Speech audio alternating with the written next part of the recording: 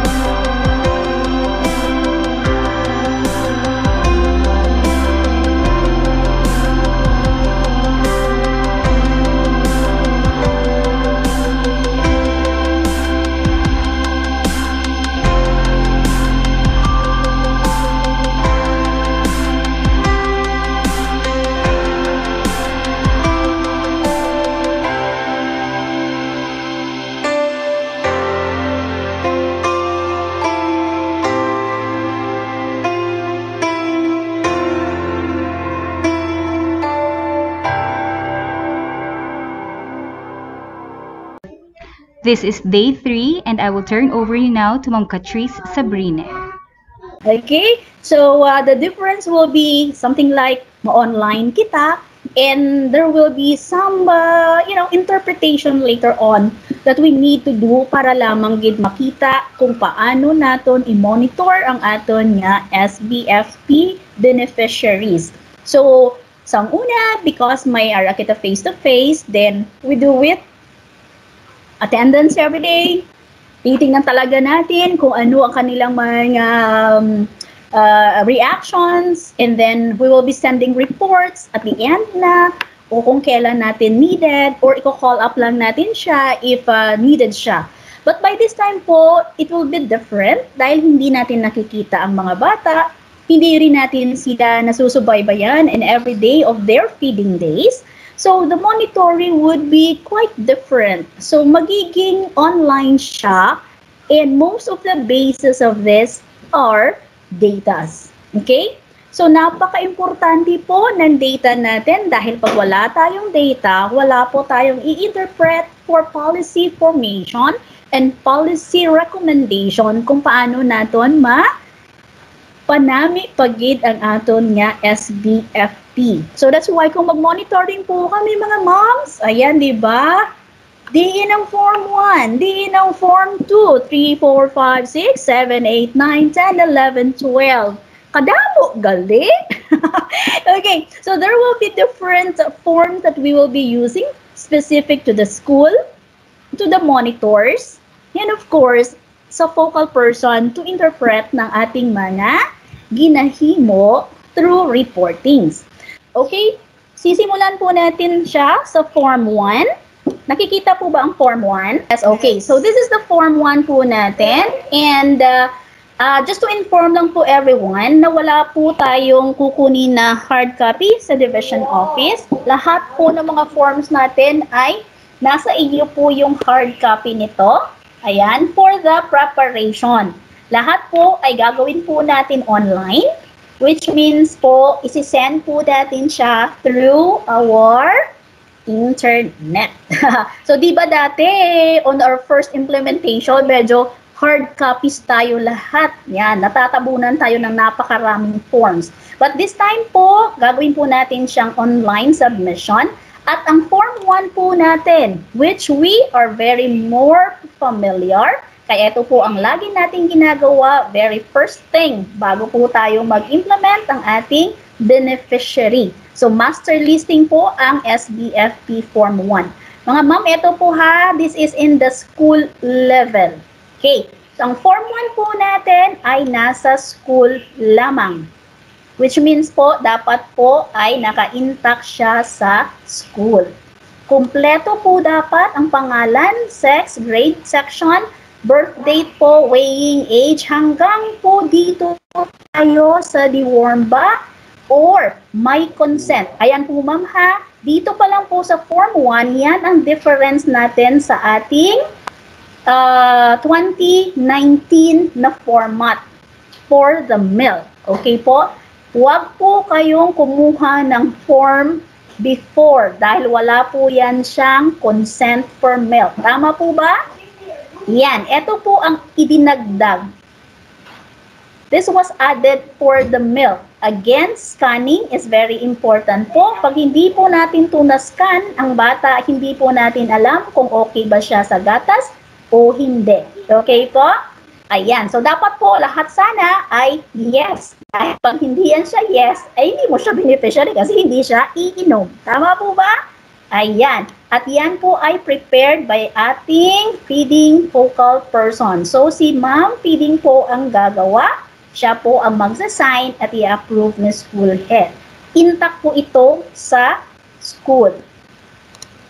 SBFP Form 2. So, ito po, pangalan ng school, address, sino yung principal, yung contact numbers natin, at ang yung total beneficiary. 2019 po muna tayo, ma'am ha? 2019. Huwag po tayong mag-confuse with the 2020. 2019 pa. Ayan. Then the Form 3, ito yung pagkakaiba mga ma'am. So again, dapat po ang template na makukuha ninyo ay yung template na ibibigay ko. Dahil pag hindi, uulit po tayo. Ayan. So, dito po, makikita ninyo, nakikita lang ba yung arrow? Move ko siya, mama, para po at least mag-guide po kayo. Yung date of start of feeding, nailagay na po dito. Ayan, dati po wala yan. Then, last mile school, you have to tick yes or no. Baka po ma'am, skip nyo ang area na to. Importante po ito ang may yes or no for the last mile at yung pinaka-start po ng feeding. So, paki-emphasize po ninyo iyan dahil pag wala, pabalik-balik po ang ating report. Next, so ito po yung number of undernourished of school children by grade at idinagdag po dito mga ma'am ang overweight plus obese. Nakita niyo po? Baka po makita ninyo overweight lang, hindi nyo nakita ang plus na O, kulang po iyan. Okay po? Base hindi karon mag-total. So, meron din tayong SS, which is the severely stunted, the stunted, and the normal.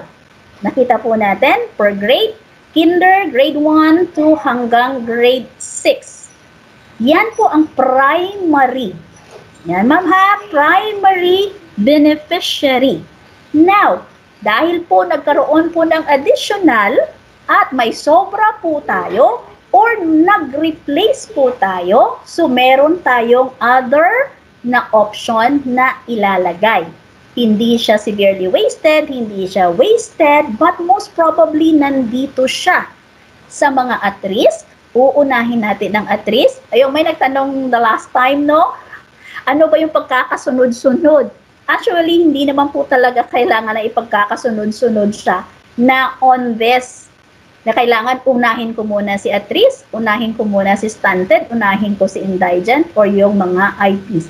Pero kung titingnan mo siya, tama po na kukunin muna ang mga at risk. Kasi baka hindi na nga po siya mag-school, no? Kasi dati ang lagi natin na stunted na lang tayo, severely stunted. Pero eto po napaka-importanting tingnan. Kasi pag ang bata ay is at risk of dropping, most probably undernourished din ito siya on the height, or wala ba sabihin natin stunted siya, or indigent siya, or from the nangangailangan talaga ng tulong. So kung bibigyan natin siya ng ayuda, bibigyan natin siya ng nutritional support ng ating pong mga nutritious pack ng ating milk, most probably ang bata ay magre-retain, di ba? So, would it be better na kunin muna natin yung secondary natin dito sa Pardo bago tayo pumunta sa IP? Though you can, no? Kahit saan dyan. Kasi baka may ibang school na wala naman talagang Pardo. Mas marami silang stunted o severely stunted or hanggang doon sa mga indigent people. So, kayo po ang mag-identify. Check nyo pong mabuti kung which one po sa kanila ang priority ninyo. Okay po? Kayo po ang makakabigay ng inyong justification bakit sila. Deworm. Tinatanong, magdi-deworm ba talaga? Ayan. In coordination po ng ating barangay, pagkakaroon po yan but on a staggered basis. Sinabi natin, di ba, the last time, mass campaign lang po ang pinagbabawal. Pero hindi naman ibig sabihin na hindi na pwedeng mag-deworm ang bata. So most probably, the rural health or our MHO is doing something po para ma-reach out po ang mga batang ito. So we will try to check on them kung may mga activity na gagawin for deworming at isasali po natin ang mga beneficiaries natin. So yung 4Ps, and those who are beneficiary of the previous year. So, ibig sabihin po niyan, ma'am, repeaters, hindi po repeaters na nagpaulit-ulit pumasok ng school, but repeater po siya ng feeding. Last year ba, feeding pa rin siya? Hanggang ngayon, feeding pa rin siya? Halin siya sa 2014, ilang years na siya, grade 5 na siya, repeater pa rin siya pa rin ba yung ginagawa ninyong beneficiary? Hindi nyo po siya masyadong napapansin, pero ito po ay napaka-importante po for tracking. Ibig sabihin po, pag hindi po natin siya na-identify well, Yun ang problema natin nga, ay siya manigali gihapon, anong natabo sa iya, and what are we doing para sa bata? Di ba ma'am? Ano naman na, halin pa sa 2014 when she was in kinder, at ngayon ay nasa grade 4 or 5 na siya, still, recipient nyo pa rin. Ayun ang mga ways na kino-consider natin. That's why yan ang isa sa mga consideration kung bakit gumagawa tayo ng tracking na kina-capture po iyan ng ating NSR or quick NSR. Okay po? So sana hindi po kayo magkakamali sa pag-interpret ng bawat cells and yung date feeding started at ended. Importante po iyan para malaman natin kung nakakomplete ba ang lahat sa number of feeding days. So yung SFP4 naman po natin, ayan. So this one will be sa ating attendance. So, ibig sabihin po, magkakaroon po ng other way para ma-check natin ang attendance ng mga bata. Kasi nga po, hindi makikita ang ating mga learners on site. So, ano ang mangyayari? So, mandun din lang yung mga pangalan ng bata. And every time to magbibigay tayo ng ating pong milk sa mga bata, attendance po ng nanay. So, ibig sabihin, dito po sa Form 4 natin na may 20 days feeding, dito po ilalagay ang pangalan ng bata. Nai-skip ko po yung sa taas, mama, pero importante yan na nakikill upan ninyo. So, ililist ang lahat ng pangalan ng mga bata on the way you form it sa Form 1. Ang dito po sa taas ay ang inyong month. At dito po sa baba nito ay ang kanyang date. So, if it is October, dito yan sa taas, 10. And then, ang date po, 4. Example po. So, that's the first day of your feeding.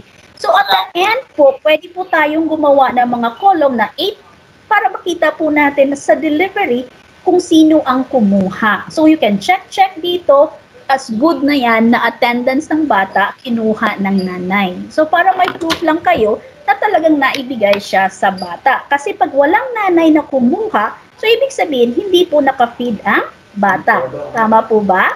Ayan. So sa ibaba, huwag niyo po sanang maskip. Nandito po yung mga legend natin kung nag-actual feeding on site po ito. So pag nakuha po ng nanay, it means po na check na yan siya. Okay? But hindi po check this time, kundi, ayan po, present and served with milk. Present nga ba? Ayun na, wala kang face-to-face. Bago na ibigay siya sa nanay. So, M po ang ilagay. Nakita niyo po mga ma? M. Hindi po siya check. Diba? Dati, check ang nilalagay natin. But this time po, ang ilalagay ay M pag milk. At kung meron siyang nutritious food pack, HM naman. And pag meron siyang ibang other na naibigay, meron niyang legend na iba. So, ibig sabihin po, different po siya sa paglalagay kung anong klase po ang na-receive ng bata. So, kung may nutritious pack po siya at may milk, andyan po ang legend. So, H, pag-serve with hot meals, pero wala po tayong hot meals. Milk, kung served with milk, M I mean, and then H and M, pag meron siyang hot meals at saka milk. Okay? So, tingnan pong mabuti, ma'am, ha? Baka po mamaya, puro check dyan si ma'am. So, hindi natin alam kung ano ang ibinigay sa bata. And Form 4, nasa school din lang po. Okay? So, on the next form siya, continuous yan kung ilang times tayo nagbigay ng commodity. So, sample-sample hanggang mag-120 days na po iyan siya. So, with the 4-5, ito po yung consignee form. So, we agreed before, mga ma'am, na kung sa consignee form po natin, 3 signature po ito, ma'am, ha, sa mga schools. Yung kinuha ko po dati is specimen na isa lang for the district. But kung nasa inyo na po, ayan, on your own record po, dapat 3 specimen yan. So, sa school head, school feeding coordinator, at si school property custodian. So, yung consignee po natin sa district, may dalawa. What I mean is, sa district po natin, yung school feeding program po, assisted siya ni District Nutrition Coordinator. But si District Nutrition Coordinator, hindi po siya pwedeng mag-sign as a consignee dahil feeding teacher po ang dapat. But si property custodian, district talaga. Okay po? So, ito po siya ay school level. That's why school head, school feeding coordinator, at school property custodian. Ma'am, huwag po kayong mag-skip. Sana po kumplituhin tanan kay kinahanglanon gid ina siya ang bawat data. Okay, ma'am? Nagabalik at times ang mga forms natin kay hindi siya kompleto sa pag-fill in. So please do check gid anay, basahon, lion, kagliwaton review na hindi naton ma-skip ang iban nga mga data. Okay po? Importante gid na, ma'am. In our Form 6 sa milk, ito yung ating scanning. This is the consolidation of the profile ng mga bata. So, ma'am, dito natin ilalagay ang pangalan ng mga bata per grade and section. So, lahat po ng ating mga recipients ay naikasulat from kinder to grade 6. So, tingnan po natin, ma'am. Na-classify siya according to tolerance. Ito, without milk intolerance and will participate in milk feeding. So, ibig sabihin, walang problema ang bata, okay gid siya. But this thing on the next, with milk intolerance but willing to participate. So, ito yung mga bata na kailangan ay bantayan. Ito yung pinag-uusapan natin kahapon. Si advisor at si feeding teacher should know kung sino ang mga bata na dapat natin i-follow up. Kaya since you know na ma-intolerance ang bata, but willing siya, then dapat well-guided si nanay. Di po ba? And pag well-guided po si nanay, mas ma-lessen po ang adverse reaction sa bata. Again, pag may intolerance ang bata, what shall we do? I-half ang serving. Okay, dapat may laman ang tiyan at i-half muna ang serving sa kanya hanggang ma-adjust ng bata ang gatas. Okay? At nandito din po yung not allowed by parents. Yan, importante na, di ba? Why is it important na malaman mo na hindi allowed ng parents? Kasi ma'am, siya ang magiging guide mo sa pag-re-replace. Remember, your mapping, your beneficiary will depend on your classification. So, saan ka magbabase ng iyong i-replace or kakailanganin na replacement if wala po tayong data from their consent. Okay po? So, sana mag-consent scanning din tayo bago tayo makakreate ng ating summary for our list of beneficiary. Ayan. So, eto naman po ang Form 7. Ano ang ginagawa at anong gagawin with the Form 7? So, eto po yung mga deliveries natin. Again, ma'am, milk deliveries for 2019. Dito lalabas ang number of beneficiaries per grade. At every delivery, ilang delivery po ba ang mangyayari sa atin? 8 times, di po ba? There will be 8 times delivery na mangyayari po sa atin. So, ilan at ano at kailan siya dineliver? Bago ba siya? May replacement po ba? Ito pong replacement, ito po yung ating mga nabutas or hindi siya maganda ang quality or may something wrong na ayaw ninyong i-accept. Di ba? So, pag sinabi natin, ay, hindi ito. So, bali, sasabihin natin sa custodian na i-replace ang 5. So, dapat po nandyan yan. But this data, ganito yan. Like for example po, 10. Just 10 lang naman. Lagay natin 10. Ay, hindi pala pwede. Sige. Kung wari, 10 yung first na recipient. Sa replacement, wala pa yan kasi first delivery mo pa yan. Di ba? Kung first delivery mo, October 5. So, 11 yung recipient mo, wala ka pang replacement kasi nga hindi pa naibigay. So, total plus recipient dito sa third and the number of packs for replacement or rejected. Kung makikita po natin sa first delivery, hindi pa po siya naka-reflect but on the second, doon na sa delivery nyo na naibigay. So, for example po, 11 siya, may sinoli kayong 3, so ang replacement nyo 3, so 11 plus 3 magiging 14, so a total na rejected mo is 3, kaya may replacement siya. Okay? So, dito, yan, sinabi ko kanina 3, none, rejected siya. Pero sa replacement po, wala pa. Tapos ilagay po natin na ano ba ang reason kung bakit siya ni-reject with holes. Sabihin natin, isalagay natin dyan. Ayan. So pagdating po sa second delivery, doon na po siya magkakaroon ng data. Ayan. So next delivery most probably is October, let's say, Wednesday, 4, 5, 6. Ayan. So, I hope po masundan ninyo. So, bago, 11 yan, kasi yan ang recipients mo. And then, may replacement ka na 3. Tama po ba? So, ang total replacement natin, new and replacement, ito yung na-receive. Tama, ma'am?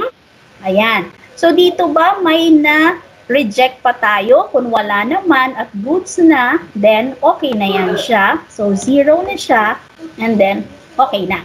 So, on the next, pag meron pa rin kayong naisole, i-add pa rin natin yan. Kasi magka-count po yan kung ilan po ang nadagdag sa inyong school for replacement. Kasi nga po, ma'am, may presyo lahat. Okay? So, in your SBFP Form 7, sa drop-offs po ito. So, our district property custodian, ang atin pong mga feeding teacher, nutrition coordinator of the district, paki-check niyo po ito. So, yung deliveries natin is 2019 muna. Ayan, huwag kakalimutan, 2019 ang ating funding. First natin na implementation. So, date of delivery, kung kailan ba din-deliver. Ayan. May new na ba? Siyempre, bago lahat. So, walang replacement and total for the first delivery. And sino-sinong school? So, kung kulang po ang ating mga boxes dito, dahil 35, 25, o ilang schools ang sa inyo, just click insert lang po hanggang ubos natin isulat ang pangalan ng mga schools dito. Okay po? So, number of beneficiaries, ilalagay din natin, and the number of milk allocation for them. Dito po, ma'am, magta-times po iyan. Like, for example po, first school mo is Amuntay, number of beneficiaries mo is, lagay natin, maliit lang muna, mahirapan ako mag-multiply. Ayan, kung number of beneficiaries nyo, ma'am, is 10, at yung first delivery is good for ilang days nga po ba? Diba? 3. Monday, Tuesday, and Wednesday na allocation for that first delivery. Tama po ba? So, magiging 30 po iyan. Tama po ba? Yes. Yes. Yes. So, yan po ang gagawin natin. Isusulat kung kailan tayo nag-first delivery, ilan yan sa total na beneficiary na allocation. Sa first delivery, wala pang replacement. Ayan, 0. Pero on the next, makikita mo na yan. So, klaro naman po mga ma'am. Clear?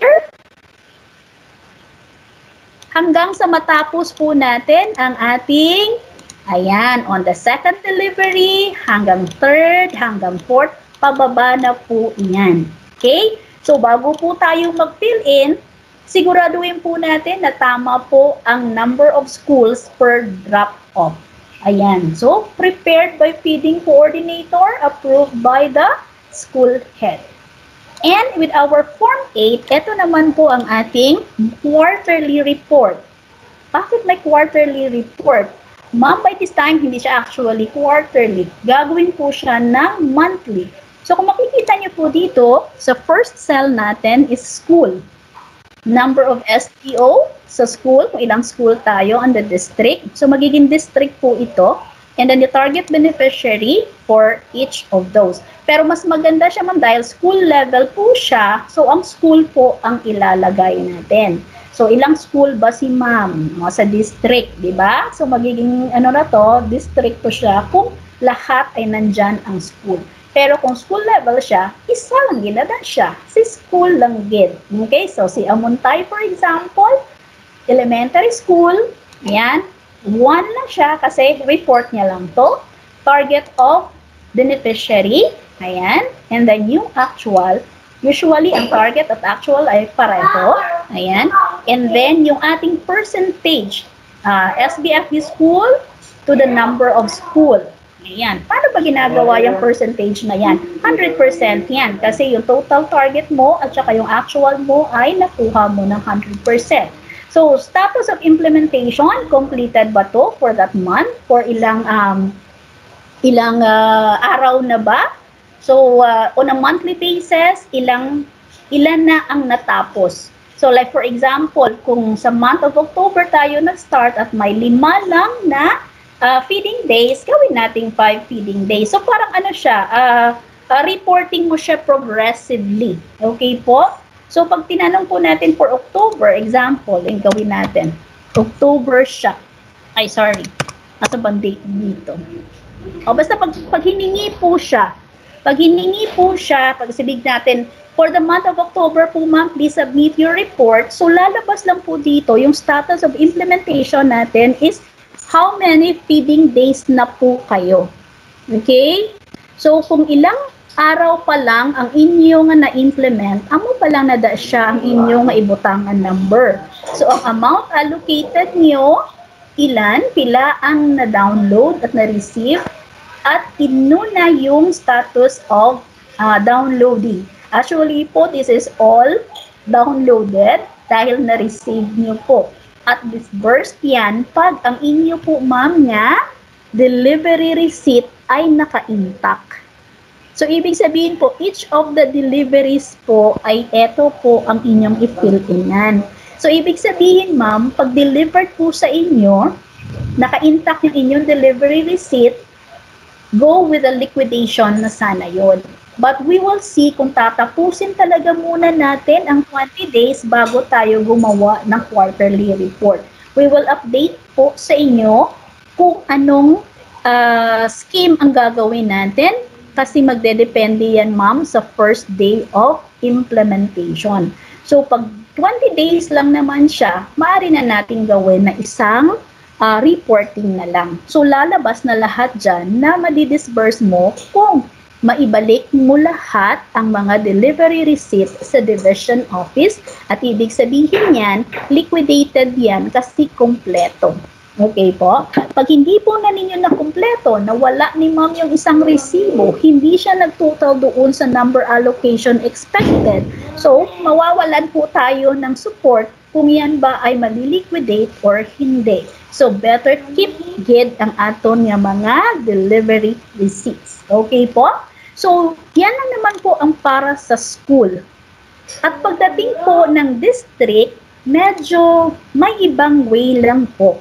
So, I'll stop sharing this one. Pagdating po sa district, iba na po yung klastada ng reporting. So, yung ating mga district nutrition coordinator, pag-open nyo po ng inyong form sa monitoring form ng SDO, ayan, this is a district and division monitoring tool intended for the district nutrition coordinators. Again po, ma'am, ha, huwag pong ibigay sa ating school. Ulitin ko, ma'am, ha, huwag pong ibigay sa school. Actually po, ma'am, ang procedure po natin nito, bago po siya dumating sa division office, sa akin po, magdadaan po muna ito sa nurse. Kung titingnan niyo po, ang focal person po natin dito na inilagay po ay pangalan po ng nurse. Ibig sabihin, your data were verified and validated by the nurse. So yung mga nurses natin, bago ninyo i-forward ang mga reports ng ating district, paki-check po muna. Okay? Kailangan naka-align, kompleto, at tama ang pagka-fill in ng data nila. Dahil kabudlay na siya, kung makalambot na sa division, na wala na validate ang nurse, pabalik-balik po tayo ng reports. Supposedly po, this is direct to central office, but then, because of one source lang talaga yung kinukuhanan ng data, isa lang po ang mag-i-encode nito online, at lahat po on the district strategy ay gagawin po natin ng filtering. So, ibig sabihin, bago po siya ma-send in the central office, dapat po na-validate siya muna lahat. Okay? So, ayan po, makikita natin dyan ang mga cellphone number, at hindi ko po naisulat. Sample lang po ito. Ayan. Dapat po nakasulat ang email address, yung telephone number, at saka mobile number. So, dito po sa Form 2, ito yung summary ng lahat ng Form 2 ng school. So, kung si Amuntay nandoon sa Binalbagan 1, so, nandyan yung pangalan niya according to sequence. So, wag po tayong magsi-sequence ng iba-iba po, mga ma'am, ha? So, yung pangalan ng school based doon sa listahan, amugin ng atong sundon, ma'am. Kay kung ilainon ninyo, ay kabudlay-budlay gid kaayo. Okay? So, let's try to always look on how ang aton nga mga school is naka-sequence sa format or sa template. Huwag po kayong gumawa ng on-sequence nyo, kay base i-copy-paste, i-copy-paste, gali kay sululi to gali sa iban. Okay? So, dito again sa Form 2,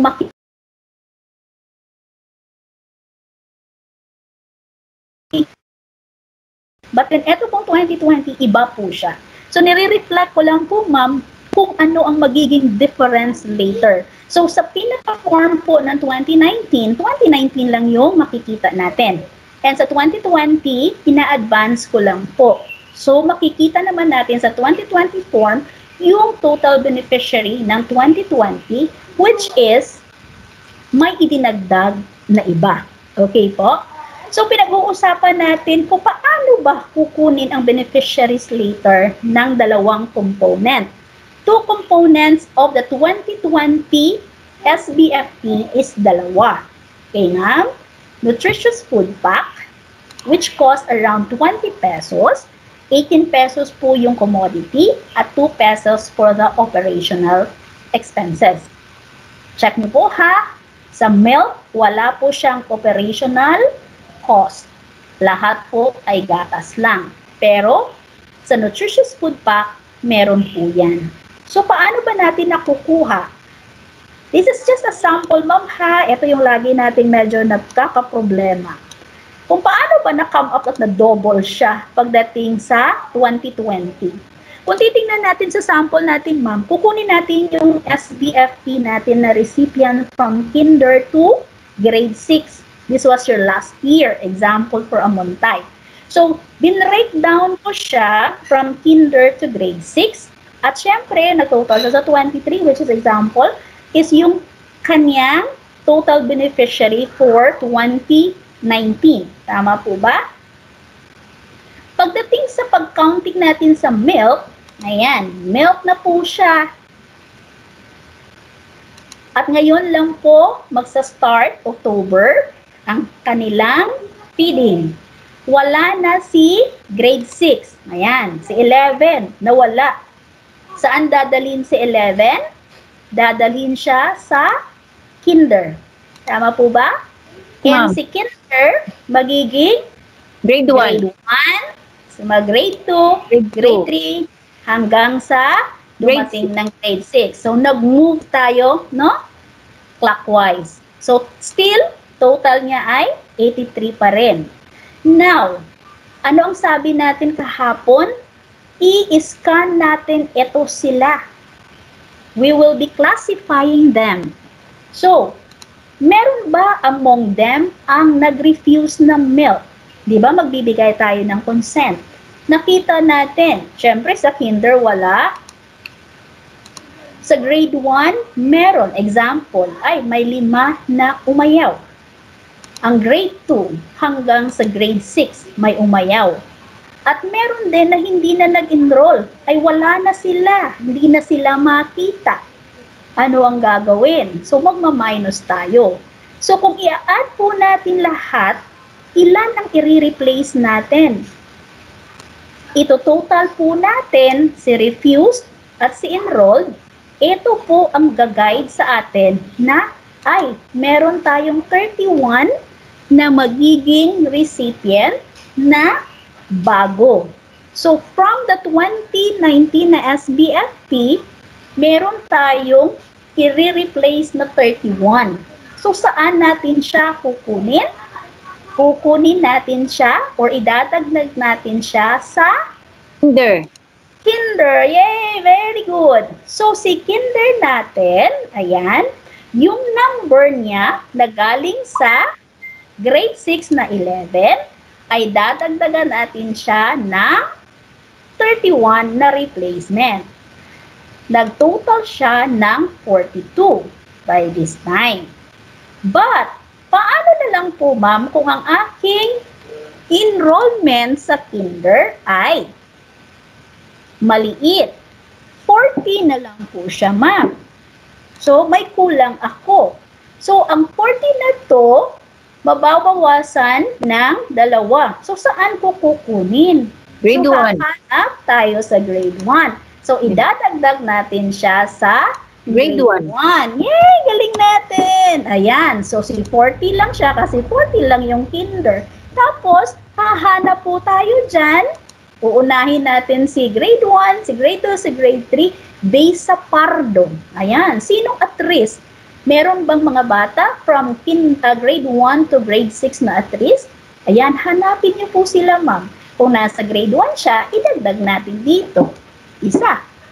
Kung isa lang. At meron siya palang another one na meron dito sa, ayan, gawin natin sa grade 3 pala may pardo. Ayan. So, magiging equal pa din siya. So, 42 pa din ito ang iyong ni-replace at na-stagger niyo po sa iba't ibang grade level according po doon sa criteria. Okay po? So, ang problema po natin, yung tanong na paano pag sumobra-sobra yung ating kinder, di ba? Saan tayo magre-replace? Pag hindi po natin siya na bigyan lahat. So, ibig sabihin po niyan, ma'am, sa gatas po, sila lang talaga. 40 lang talaga ang magiging recipient mo. Ibig sabihin, sa 2020, yung batang po ay magkakaroon ng gatas at meron siyang nutritious pack. At ang remaining, ayan po, ito sinasabi ko, pag nag-50 po ang recipient ko sa kinder, yan, or ang enrollment ko sa kinder ay 50, 40 lang din na siya, ma'am, ang magkadto sa milk, pag ang iyang nga upod ay nutritious pack lang ang ma-receive. So, dito sa 40, pagdating ng 2020, 2, may milk at may nutritious pack. At yung 10, kasi diba, ang bilin sang 40, ang bilin sang 50 mo, na binawasan natin ng 40 ay 10, sila ya, wala sang milk, pero may nutritious pack. So, amo na siya, ma'am, ang pagtanaw, kung nga, pinahanglan gid naton siya i-scan ang mga bata kung ano kagpila ang magiging replacement. So, hindi tayo pwede nga ano lang naton nga ay butang ko diyo akay damo man kami sige amo na. So bago po natin ilagay ang mga numbers na yan, pag-isipan niyo po munang mabuti. Okay po? Dahil for sure po, pagdating po sa nutritious pack, doble po yan. So, ang 83 na beneficiary ng milk ay magiging double po siya pagdating ng nutritious pack. Okay? So, mapping is very important at i-update ko pa din po kayo kung may mga other updates or clarification from the central office later on. So, eto muna ma'am, yan lang po yung interpretation natin sa pinaka-latest na mapping. But again po ma'am, hindi po magmamatter po ang number of beneficiaries natin. Kung ano po ang nakalagay dito na beneficiary natin ma'am, yan at yan po talaga ang ating beneficiary sa gatas. Okay po ma'am? So magkakaroon tayo ng difference lang pagdating sa nutritious pack at kung sino doon ang may gatas at sino doon ang walang gatas. Okay ma'am? Ayan po. So sa SBFP Form 3, eto naman po yung beneficiaries natin na dinetailed. So kung sa school level siya, sino at ilan at ano ang kanilang status? Primary ba or secondary? So mama, kikita niyo po, pag wala po kayong correct na mapping, mahihirapan po kayo nito. Ayan. So pag hindi niyo po alam na ito ay isang last mile school dahil hindi na i-check ni teacher sa school level, hindi niyo rin malalaman kung yan ba ay last mile school or hindi. Ayan. So ilan ang SW na inilagay mo as your recipient hanggang mailagay mo ang mga secondary mo kung sobra ang imo nga recipient. Okay? Ayan. So makikita nyo po, hindi siya palagpat. Ibig sabihin, dapat may guide kayo or naka-fill in lahat ng data ng status ng mga bata na inyong inilagay as beneficiaries. So baka mamaya dyan, hindi naman pala siya indigent, pero nilagay mo siya sa indigent. So dapat po talaga ma-check mo siya kung karapat-dapat ba siya sa imo nga secondary or hindi. So school na po yan ang magbinag-binag sa additional ninyo na beneficiary. So 4Ps, dorm, 4Ps, and your previous beneficiary or your repeaters. Again, ma'am ha, ang repeaters po ay yung dati ng recipient na naging recipient nyo ngayon. Question, yung inyong mga 2019 recipient sa SBFP, which is now your recipient for milk, repeaters na sila. Kasi sila pa rin. Di ba, ma'am? So, dapat identified natin. That's why you should know kung sinong i-replace kasi most probably, ang replacement nyo ay bago. Di ba? So, isipin mabuti bago maglagay ng data. So, date of feeding started, ayan. Importante, kailan si ma'am nag-start. Kasi, nagmo-monitor tayo dito pa lang sa ito na form. Ayan. So, next na form is ang Form 5. Oh, nasan ang Form 4? Wala, di ba? Dahil nasan nga ang Form 4? Nasa inyo. And, ibig sabihin, pag nasa inyo, at naibigay ang commodity o ang gatas, ibig sabihin, 100%, di ba? All were given, all were able to drink, everybody had a complete attendance. Ganun ba yon? Yun daw. Sige po. Kasi nga po, hindi natin nakikita ang bata. Pag naibigay natin, then that's it. So, pag hinanapan tayo ng ating proof, nasa school po siya. Okay? Ayan. So, dito po sa Form 5, tataas ko lang.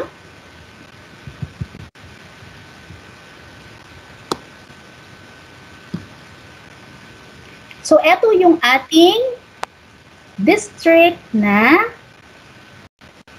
directory. Nakita niyo po, ma'am, kung eto po ay may complete na data, masapos siya naton himuon. But look at how. Eto po, tabudlayan ko mag-fill in sa data nga copy-pasted. Kasi ma'am, because of the merging sang aton nga cell sa Excel. So, kung aton siya nga i-copy-paste lang sa aton to nga mga listahan sa directory, maiban dira nga okay, maiban nga hindi. But then some, you really have to encode kay maguba ang cell. Ma'am, again po, dapat po hindi tapag i-alter ang aton nga merging, ang template, kay ma'am, budlay gid mag-correct or mag-readjust sang aton data. Okay po ma'am, kung naka-merge po lahat ang eto na area, merge po talaga yan ma'am ha. Ayan. Sige po. And ilalagay ang complete school address at drop-off if designated. Pag hindi naman siya designated, ay huwag nyo na pong ilagay. So, there will only be 35 drop-off points na makikita. So, per district, isa din lang. Okay po?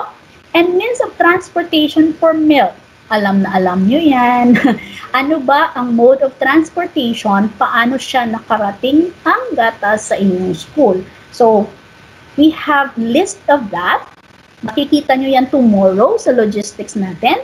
And nakabase po yun siya sa fair matrix na ginsubmit sang mga ADAS to the division office. So may habal-habal na da, may boat na da, ayan. So may ibandira nga gatrak or something like that. So dapat po talagang nakadescribe siya kung paano marating ang school through transportation. Kaya matter na siya ma'am sa aton nga hauling cost and sa aton nga expenses on transportation. Okay? So ang next natin is ang Form 6. So eto na yung kanina na diniscuss natin. This is the classification of our feeding recipient. So gagawin din natin siyang per district and ilalagay po natin ang total. Pakibasa po mabuti mga ma'am ha. Ito po without milk intolerance and will participate in milk feeding. Ito po intolerant siya. Kailangan siya nating bantayan. But na siya no, intolerant man siya but willing to participate. And of course, the number na hindi inalaw ng parents. Okay po? Bakit ma'am napaka-importante nito? Kasi ma'am, this can lead to planning. Makikita nyo kung ma-fill in nyo lahat ng data ma'am. Napakaganda po ng description niya sa inyong district. Pag nakita natin na meron palang hindi inalaw ng parents at marami siya, abay syempre, you as the feeding coordinator, the district, the nurse, masasabi mong, ay, ang akin palang distrito is not a milk drinkers. So, ano pala ang dapat kong gawin? Dapat i-advocate ko sa mga batang ito, sa nanay, kung paano at bakit tayo may gatas. Diba? Kasi some of it, ang nanay ay negative lang, tamad lang siya, o ayaw niya lang for her own reason. Diba?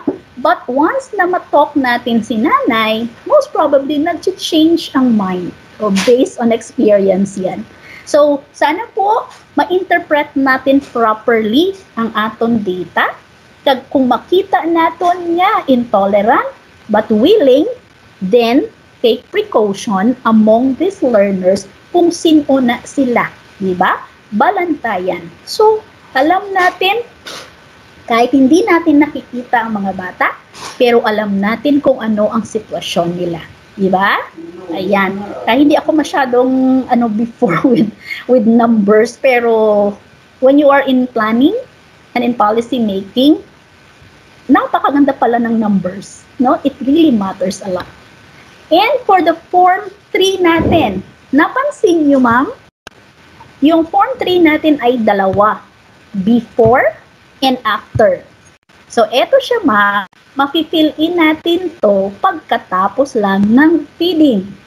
Baka po mamamaya niyan, pag-submit ninyo ma'am, wala pa po tayong ending pero mayroon na kayong data. So, paki-check po talaga ng mga data na inyo sulatan kay base makopy-paste siya kag ay why panigali dapat pero may ara ka na data. So careful with the dates and careful for the start and the end. Kasi dito po sa last nito, end of feeding po ang nakalagay. Basiging copy-paste ka sa kabila, kag ang nagwa, pareho siya na started. Okay? So, check po natin yan. So, ini-emphasize ko po yung mga dapat nating bantayan. So, for the SBFE Form 6, ayan. Ano na po ito siya per district natin? It's almost the same, but this is for 2020 na. Okay? So, on 2020 natin, that would be a different story. Iba na po siya dito kung may na-add po tayo na beneficiary. So, Form 7 is, eto po, yung kanina na diniscuss natin sa school na mga replacement sa mga delivered na mga packs. So, again, fill up po tayo properly at dapat po, tama po ang kinuhaan natin ng data. Dahil baka po mamaya, puro po replacement ang malagay natin, magbabayad po tayo ng doble-doble sa NDA. Ang new po, yun po yung daily or weekly deliveries kung ilan. At kung ilan naman po ang nagkalabutas-butas or ni-reject ninyo or ginawa ninyong way na madagdagan kaya or what. So, dapat po ma'am, yan ay naka-count. Huwag po tayong magpasobra dahil wala na po tayong pera. Pag sumobra tayo pong magbabayad niyan. Okay? Ayan. So, sana po mailagay din natin ang remarks. Bakit marami siyang replacement? Okay? Kasi magre-reflect po ito mga ma'am sa aton nga supplier. Ayan. So, for Form 7 2020 naman natin, for the 2020 funds. So, inilagay na rin nila. So, ang Form 8 naman po, this will be your quarterly report. So, it's either na magiging monthly po ito or every after finish na po ng program. So, meron po dito ang allocation. So, bukas makikita nyo po yan kung how much po ang allocation ninyo per school at yung na-receive po natin from the SDO or to the division office, pero mostly po ito ay one time and yung status po ng downloading sa school pag na-receive na po natin sa school natin ang ating mga gatas. So liquidated po siya pag lahat po ng delivery receipt ay naipasa ninyo balik sa division office. So remarks kung may mga problema tayo at nagpending tayo sa ating implementation. Ayan. So, for the Form 8 2019 fund, ayan siya. Kapare-pareho din ng yung data, but mayroon lang kaibahan on how sa mga, ayan, kung saan siya galing. Like for example, iba yung supplier ni ganitong school at iba din yung supplier ng isang school. May iba naman dyan na isa lang talaga. So if it is from the NDA alone, then NDA. Kung PCC, PCC alone. Baka magkamali po tayo ma'am sa paglalagay ha. So dapat po, we know kung sino ang ating supplier. Baka po tawag dito, pagbabayarin po tayo ng kabilang supplier. So, be careful po dito sa amount received. NDA ba or PCC? Okay po? Hindi po siya amount na pera, but yun po ang kanyang value sa ibinigay na allocation na milk sa inyo. Okay po? Ayan. So, again, kung saan po kayo na supplier, dito lang kamo ma-fill in. Okay po, ma'am? Ayan. So, for the Form 8 of the 2020 funds, yan, pareho lang po. Again, dapat po sa tamang supplier. Okay? So, yan po ang mga forms natin na gagawin. And, gagawin po natin yan online. Ibig sabihin po, ma'am, this will be formatted sa Google Sheet. And yun po ang magiging format natin na inyong i-fill in online at i-check po yan ng mga nurses bago ko po i-accept. Okay? So kung may question po tayo at need pa po tayo later on ng more explanation to that, gagawin po natin as we go along. And i-share ko din lang po sa inyo ang Form 9. Yan. Tapos na po tayo sa Form 1 to 8. Form 9 na po tayo. So nakikita nyo po ang ating Form 9. Your Form 9 is your parents' consent po ang Form 9. Nakikita? Sige po, Tagalog po siya at meron po yan siya dyan na mga boxes na ilalagay, pangalan pati LRN. At yan, eto po ang history, napaka-importante mga ma'am. May question dyan, anong gulang o edad huling uminom ng gatas ang inyong anak? Ayan. At ipadidescribe po sa nanay kung may sintomas ba siya kung siya ay umiinom ng gatas. So you would know kung tolerant siya or intolerant. And if ever meron siyang allergy. Meron ba? Wala. So iti-take note po lahat yan sa ating form. Baka po hindi yan ma-fill up man ni nanay, hindi nyo po ma-scan properly ang kanyang classification. So ayan, dapat naka-check po yan, oo o hindi ang consent. So basihan po ito ng lahat ng ating magiging recipient and mapping. So kung wala po neto ma'am, hindi nyo po ma-identify properly kung sino ang ilalagay ninyo na beneficiary. So again, 2019 is 20 days and kung mag-2020 na po, 50 days na po yan siya. Okay? And then let's go to the monitoring form. Okay, I hope I have to finish this in. Ayan. So ito po yung ating mga monitoring tool. Hello nurses, sana po ay ma-review natin ito. Dahil ito po yung mga binabasihan ng ating pag-technical assistance sa ating mga schools. So sa Manila po or sa central office, meron tayong Form 10. Ito po ang ginagamit nila para po mag-validate sa lahat po ng implementing school. Pag tayo po ay nabisitahan ng central office, i-run through ko lang po ha, so makikita po natin dito mga questions yan.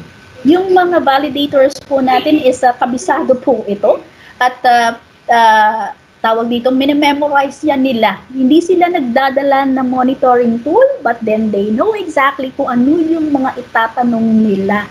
So, laban-laban, ginadaya as always is the procedure on how we do our implementation. Kasi central office is more on program management and tinitingnan nila kung yung implementation ba ng policy na kanilang binigay ay napapollow down. Okay? So, eto po siya. If we have the time po, iba-browse natin yan. But eto, makikita nyo, strength and weaknesses, opportunities and threats, best practices. Ayan. At napakarami po yan silang mga documentary analysis, which is yung forms po na atin pong sinasubmit sa kanila ay binavalidate po nila iyan if kompleto or hindi. Okay? So yung region, sila ang nag-recommend kung sinong school ang pupuntahan at yan ang hinihingan ng mga data. So kung nakikita nyo ma'am, kung ano po yung mga forms na atin pong pinifill upan, yan din po ang mga forms na nakikita sa monitoring tool ng central office. Ibig sabihin po ma'am, pag hindi po tayo o tugma sa mga forms natin, budlayan ang aton ni regional office sa pag-catch up as well as sa validation naman sa division office. That's why napaka-critical po na tama po yung data. That's why kanina po nagtatanong ako kung gaano ba kagaling ang ating mga schools sa pag-fill in ng mga datas natin. Ayan. Tapos may mga analysis and recommendation. Sige, hindi na naman natin ito masyadong pag-iisipan, but during our implementation po ma'am, lumalabas lahat yan. Ginagawa. Pero ginawa lang itong statement form or question form.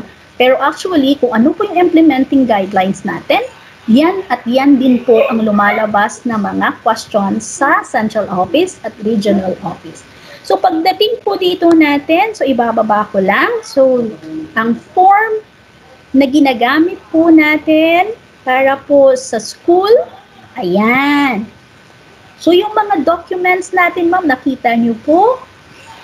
Sa division level, division action plan. If you are the program manager of any of the programs, mula sa national down, pag kayo po ang gumawa ng action planning, yan, yung strategy at lahat po ng proposal, yan po sinasabi natin na you are a program manager.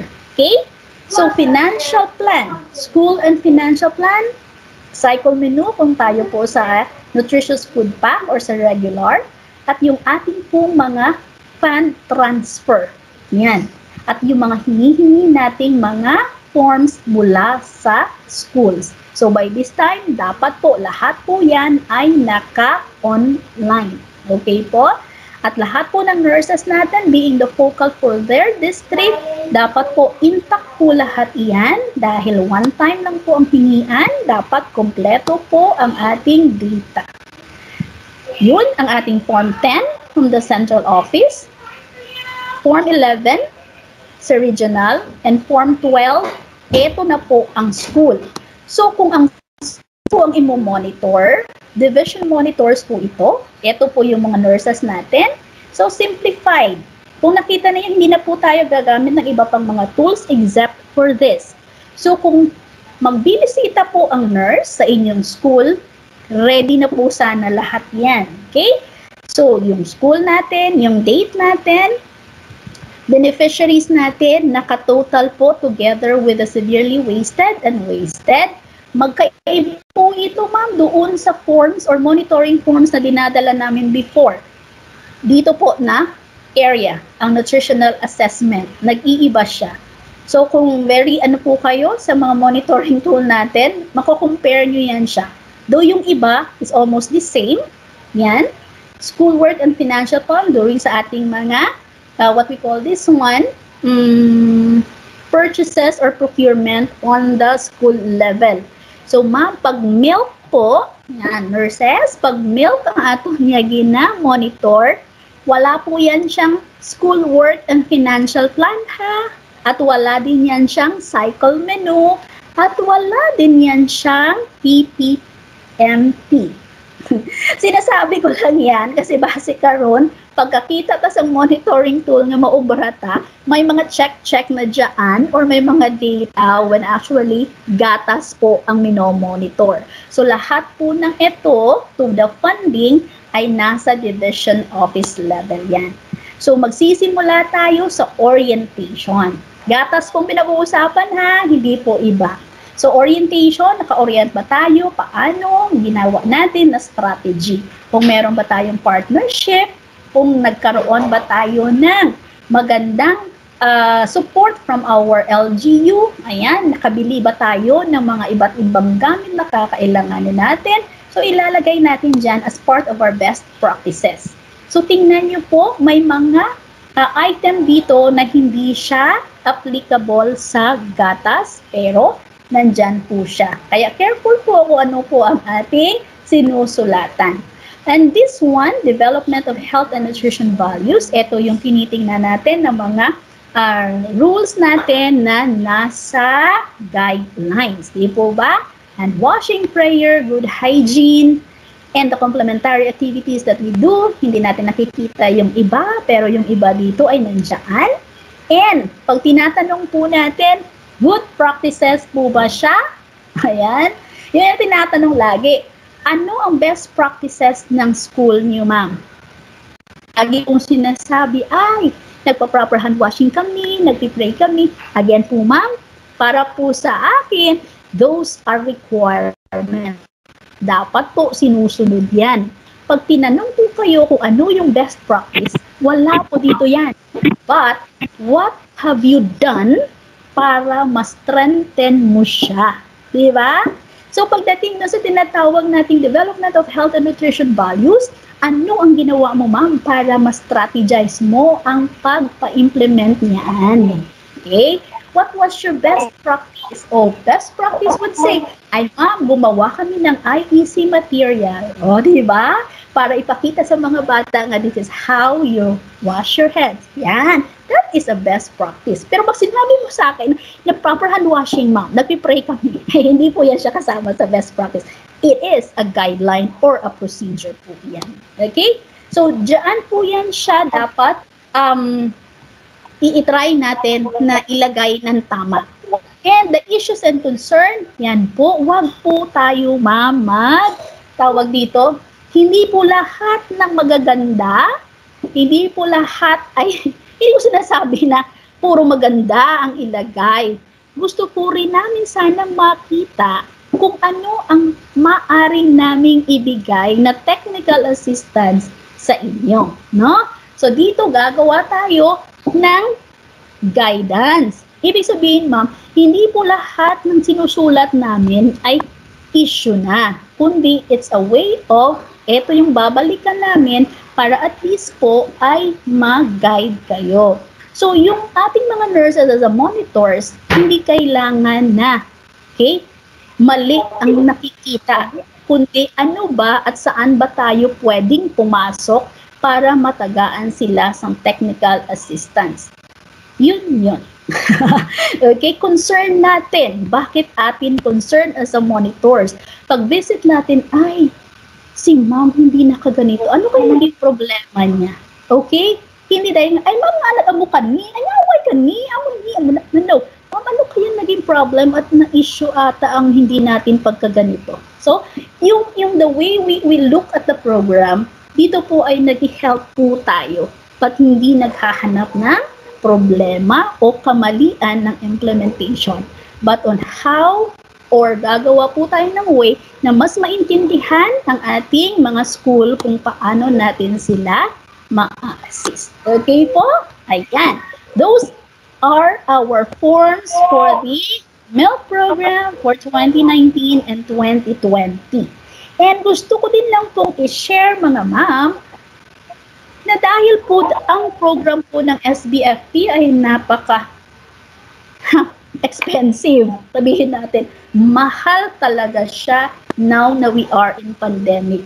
Nag-iiba-iba siya every year. Since 2014, hindi po nag-stick ang SBFP sa pagpapakain lang ng hot meals. So, kumbaga, nag-i-evolve po ang ating program. So, sana po ang best practices ay ma-improve po natin sa pag-report. Okay po, ma'am? Yun lang po talaga ang lagi nating nami-met dahil nga po, procedure po ang ating lagi binibigay na best practices. Pero sana po, educations po iyan. Okay? So, sa atin pong mga nurses na nagmo-monitor, ito po ang bit natin lang. Monitoring. Hindi siya pwedeng i-alter. Dapat po, yan at yan lang. At magbabase po ang ibang form sa depende po kung ano po ang situation natin. Dahil kung face-to-face siya at may lutuan, ibang form naman yun. Pero dahil nga sa pandemic tayo, nag-iiba din yung monitoring form na ginagamit natin. So, ito po, this is a guide when we have the face-to-face. And now that we have this kind of pandemic, yung pong mga online data natin, yun po ang kailangan para mag-reflect po dito sa ating mga data na kailangan ng region, ng national, para yung description niya ay ma-interpret nila through the data that we are submitting. So sa akin lamang po, napaka-importante na ma-guide natin ang ating mga school sa tamang pag-fill in ng data para po hindi tayo magpo-problema later on sa pagko-call up dahil problem nga ang internet connectivity, yun na nahambal na kanina, no? So kadamo sa mga challenges naton and yung mga malalayong school, strategize po tayo. Kung magkakaproblema po tayo sa kanila, then bago pa lang or kung kailan ba yung mga submitted na reports na kailangan, dapat lagi po tayong ahead of time at pino-foresee po natin yung challenges at yung pong situation ng ating school. Hindi po pwede na, ay sige na ma'am, dali na, ay sometimes, di ba, kabudlay. Mahirap po siya, so may mga adjustment tayong ginagawa. That's why as early as possible, tinatry po namin i-download sa inyo ang lahat po ng mga plano para po ma'am, madahan-dahan natin i-implement at po anong makakaya for now, gawin na po natin. Okay po? So, it's a way of preparing po actually. Sumasabay po siya sa atin pong mga preparation dito sa division para po tayo ay magkaroon ng magandang system sa pag-implement ng feeding program. So with that po mga ma'am, maraming salamat po. Ayan. That's it for today. Thank you and have a good day, Cluster 7.